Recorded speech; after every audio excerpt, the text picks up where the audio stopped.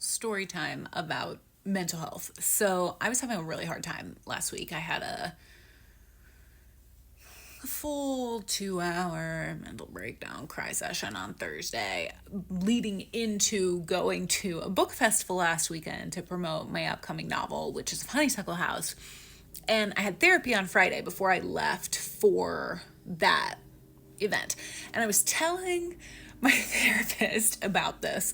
And I said, what I really wanted to do was just be able to go into the forest and lie down and let the ivy grow over me and the moss grow over me and just cease to exist. And she was like, okay, well, we can't do that. And I was like, I know. And she said, but hear me out.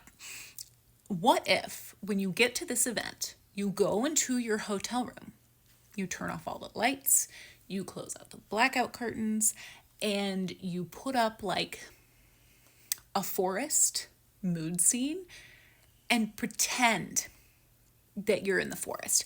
And my friends, I did that for like 2 hours. I just laid on my bed in the dark I had projected from my computer screen a mood from YouTube up on the TV that was just a forest and there were forest noises. It healed me. And so since then, later that night, I switched it from a forest to like this autumn vibes scene.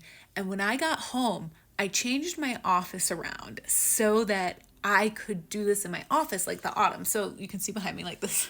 We have these smart lights and you can make them flicker like candles. So I turned all of the lamps in my office into these flickering lights.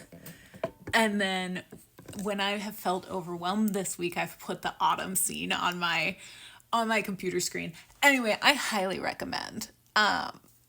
Even if you can't do like the candle lights, just like the darkness, just taking some time. I just thought I'd share in case that's helpful to anyone else.